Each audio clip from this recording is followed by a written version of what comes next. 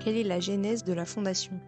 La genèse de la fondation, ça fera 11 ans qu'elle a vu le jour, puisque le 7 mars 2014, Flavien s'envolait après 4 ans d'un combat contre une maladie qui s'appelle le méduloblastome, tumeur cérébrale qu'il a eu 4 ans plus tôt, en 2010. Et le 15 août 2014, la fondation voyait le jour. Quelle est aujourd'hui la mission principale de la fondation et ses axes d'action prioritaires? Flavien voulait qu'une seule chose, c'était guérir. Et guérir, comment faire quand il n'y a pas de traitement, c'est de chercher. Donc, suite à son désir principal, j'ai cherché à sa place le fait est de pouvoir guérir les autres, puisqu'il m'avait dit « papa, il y a les autres ».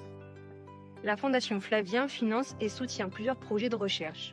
Quels sont les travaux les plus prometteurs actuellement en cours?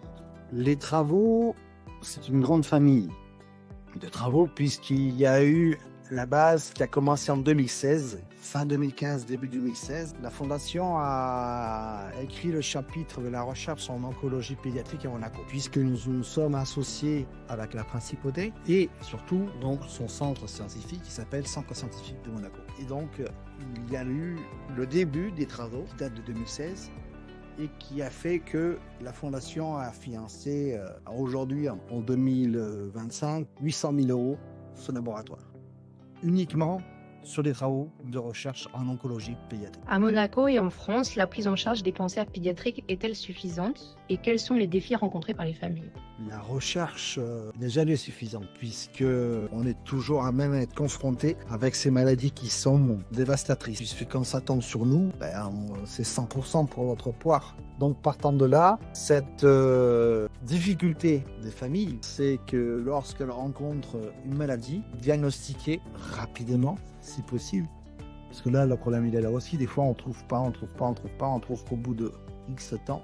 Et c'est le temps qu'on ne rattrape jamais. Et ce temps-là vaut de l'or quand on combat des maladies pédiatriques, notamment les cancers, que n'importe lequel. C'est le gros dilemme pour les familles.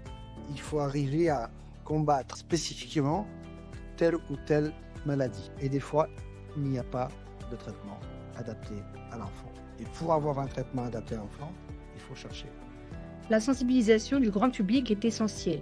Quelles actions menez-vous pour mieux faire connaître ces maladies et mobiliser les acteurs de la santé? La Fondation agit à plusieurs niveaux, tant des événements pour récolter des fonds et aussi de la sensibilisation auprès du grand public. Les deux se rejoignent puisque nous faisons les événements en fonction du public. Nous avons la chance d'avoir un public large, nombreux par l'envie d'aider aussi. Donc nos événements sont là, ce sont des réussites à chaque fois. Nous en avons un prochainement, c'est le 25 avril, ça s'appelle Pousse la vie. On clôture l'année, on va dire, avec notre événement, je dirais, très populaire, qui s'appelle le Monaco Trot and Roll. Ça a été notre premier événement. On fera notre 11e édition cette année. Et nous avons, c'est les enfants qui roulent contre le cancer. Et après, au final, on fait les comptes. Et chaque année, nous donnons au minimum 100 000 € à la recherche. Comment les entreprises, les institutions et les citoyens peuvent-ils s'engager concrètement aux côtés de la Fondation Flavien? C'est simple, il faut venir. Il faut venir à nos événements. Il faut venir parce qu'on a besoin de vous, de serait-ce que pour avoir du monde à un événement qu'on organise. La plupart du temps, ils sont gratuits ou un simple soutien. Comme exemple, là, le concert du mois d'avril, c'est 15 €. C'est donné.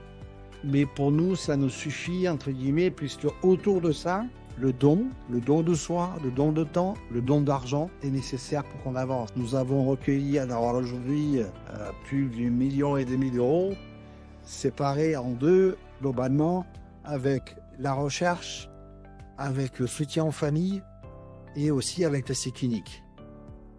En 10 ans, la Fondation a beaucoup évolué. Quels sont les projets à venir pour continuer la lutte contre les cancers pédiatriques et les maladies rares? On a évolué, heureusement. Mais c'est un combat de tous les jours, une sensibilisation de tous les jours et un message qui est toujours les mêmes. Se battre combattre aux côtés des familles avec les chercheurs pour mieux guérir et plus soigner. Pourquoi mieux guérir? Parce que le traitement aussi, ça use.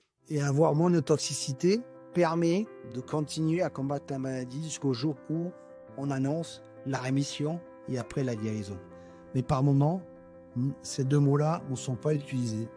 Donc on parle aussi, en termes d'accompagnement, les soins palliatifs pédiatriques sont importants et sont la deuxième mission de la Fondation après la recherche.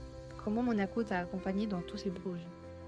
Monaco, depuis le début, était avec la Fondation à 50-50, puisque main dans la main, on ne peut pas faire autrement. Si on avait des millions à la base, oui, on ne les a pas. On a commencé à les avoir en 10 ans pour se permettre de lutter efficacement contre les cancers en favorisant la recherche. Le résultat des travaux, c'est la clinique. Parce que ce qu'on a fait du fondamental, le raisonnement du professeur Nicolas André à Timon a été de se dire, mais là, pourquoi pas le transformer en essai clinique. Il a vu le jour au mois de novembre dernier, en accueillant un premier enfant. Il y aura 36 enfants sur 3 ans, sur 2 tumeurs cérébrales. L'essai clinique s'appelle l'EPEDAX. Certains peuvent qualifier ceci de success story. Pour moi, c'est un aboutissement. Et avant de se dire que c'est un succès, sauvons au moins une vie.